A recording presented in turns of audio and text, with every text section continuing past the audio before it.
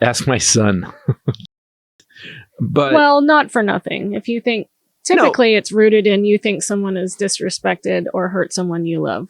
someone threatened to kill me and my son. Yeah. And I got out of the car, and then the guy. You picked one thing. I'm talking about all of the things. Yeah. Yeah, I'm not starting fights, but I will definitely step up if you don't someone's like demanding people one. messing with people you love. I don't like bullies. So do you want to talk about why that is? Do you want to do an intervention and sure, maybe go back to your childhood? Why don't I put? Oh, my dad, you think? Oh, okay. I actually hadn't thought about your father. I'm fine. But 100%. Let's talk about his mother. Let's start with his mom. Welcome to BetterHelp.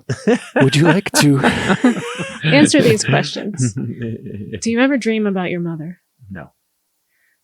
Do you remember your mother bullying your sister and feeling like? Yes. Okay. Okay, that's a yes. Red flag. Did you ever feel like you were unable to defend your little sister because you also were a child, but maybe you don't realize that that's an excuse? Maybe you've always felt guilty for not being able to protect your little sister. I don't feel guilty, but I did step up in front of mom after, and she cracked me, and I stood there. I said, "You're not going to touch her again. Mm-hmm. Hit me all you want, but you're not touching her again." That happened at the Burbank house. We lived in Burbank when I was little. I was almost 14. Mm-hmm. But it had happened up until then, and happened once you hit the road.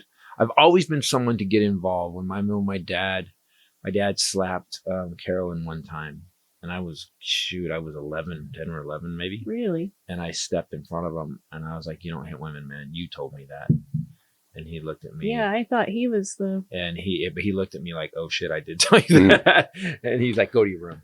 And so, because I find that it's heightened, his anti-bullying platform is heightened when it's a mentally unstable person, like when we're on the street and there's because that's intimidation. You don't intimidate me because you think if you act crazy enough, I will out crazy you. But it's funny because you say it's an anti-bully program. I have a thing that if you try to bully, I will take the bullying to a whole other level where you're like, holy shit, I gotta leave. Yeah, right. Like you have the same thing. I've said you this have the before, same thing. but like for him, to guess us in a one room. thing with him that I first was like, whoa, was like we'd be on the street and a houseless person that was crazy would come up and, be like, hey, man, like, and how people get intimidated and they're just like, here's money, here's my food from Starbucks, whatever. And he just turns around and gets right in their face back and has crazy eyes. It's back the fuck up. I speak crazy, bitch. Let's do this. It's amazing how much clarity those people who are acting like super crazy suddenly get like, oh shit, man, I'm sorry, and back up. Sir.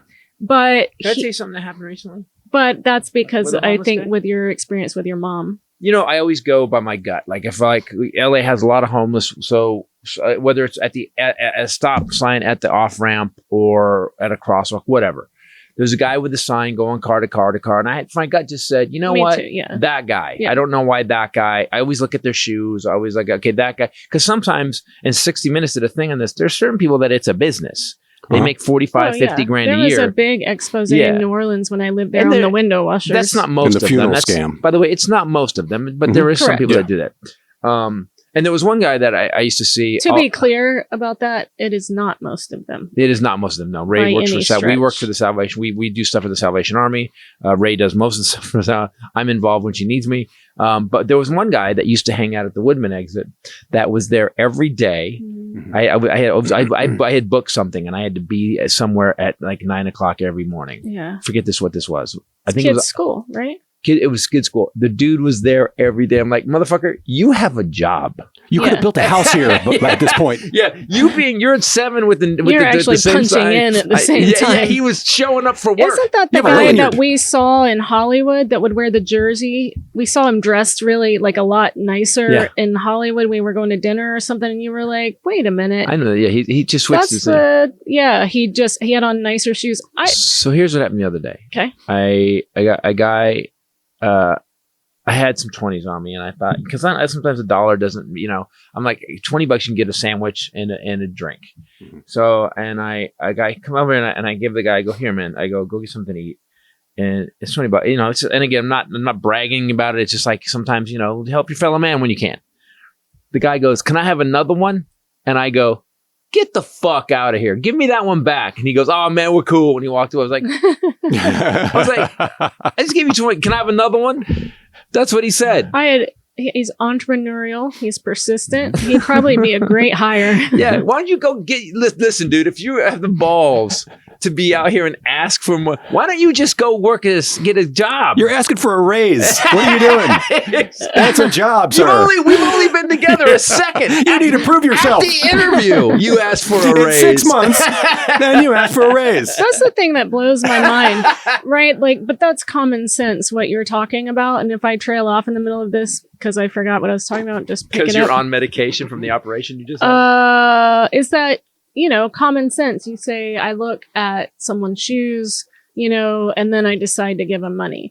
But people are still giving Donald Trump money for his own legal defense. Look at his shoes. Actually, people who need shoes are giving him money. $757 around with his name on it. Uh-huh.